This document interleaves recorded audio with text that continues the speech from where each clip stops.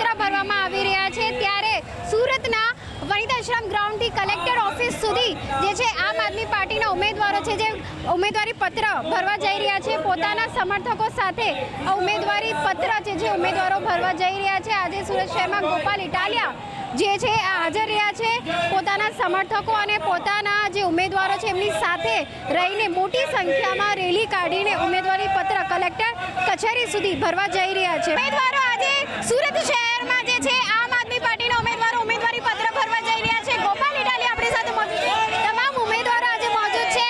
આજે તમે સપોર્ટ કરવા આવ્યા છો, શું કહેશો? એક ભવ્ય રેલીથી શરૂઆત થઈ છે ચૂંટણીની।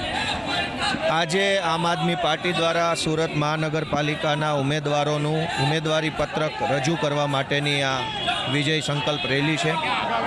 આપ જોઈ શકો છો કે ખૂબ ઉર્જા સાથે ખૂબ ઉત્સાહ સાથે આમ આદમી પાર્ટીના કાર્યકર્તાઓ જનતા એટલો જબરજસ્ત ઉત્સાહ છે કે સુરતની અંદર આ વખતે વિસાવદરવાળી થવાની છે એવું જાહેર થયું છે।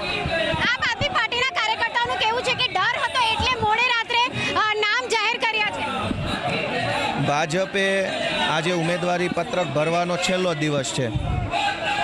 છેલ્લા દિવસની એક દિવસ અગાઉ રાત્રે 11:30 સુરતના ઉમેદવારોના નામ જાહેર કર્યા। ભાજપ તો એમ કહેવાય છે કે કહેવાતી શિસ્તબદ્ધ પાર્ટી છે। જો દિવસે લિસ્ટ જાહેર કર્યા હોત ને તો કેટલા શિસ્તબદ્ધ છે ને એ આખી ગુજરાતની જનતાને ખબર પડી જાય, જફા ફાડી નાખે એકબીજાના, એટલી બધી શિસ્ત છે આમાં। એટલે રાતના અંધારામાં ચોરી કરતા હોય એમ લિસ્ટ જાહેર કરવા પડ્યા છે। આપણી સાથે આમ આદમી પાર્ટીના જે ઉમેદવાર છે એમની સાથે આ ઉમેદવારી પત્ર ભરવા જઈ રહ્યો છે, શું કહેશો? નવા સ્લોગન અને નવી દિશા બદલવાની જે તમારી ઉદ્દેશ છે એ સાથે આજે ઉમેદવારી પત્ર ભરવા જઈ રહ્યા છો, શું કહેશો? સુરત શહેરના લોકો આ ભારતીય જનતા પાર્ટીથી થાકી ગયા છે। 30 વર્ષથી એકને એક વસ્તુ, એકને એક વચનો, લોકોના જે કામ થવા જોઈએ કામ નથી થતા। 2015થી 20માં હું કોર્પોરેટર હતો ત્યારે જે વરાછા કતારગામ ને સુરતમાં જે કામ થયા છે એ આ લોકોએ વિરોધ પક્ષની તાકાતથી થયા છે। છેલ્લા 5 વર્ષમાં સુરત શહેરમાં એક પણ કામ થયું નથી। બંને મેયર સદંતર ફેલ છે। માત્ર આમ આદમી પાર્ટીના કોર્પોરેટરોને તોડવા સિવાય કોઈ કામ નથી કર્યું અને કરોડો રૂપિયા આપી અને આ ખરીદી કરી શેના માટે? સુરતની જનતાના ટેક્સના પૈસામાં વપરાય છે।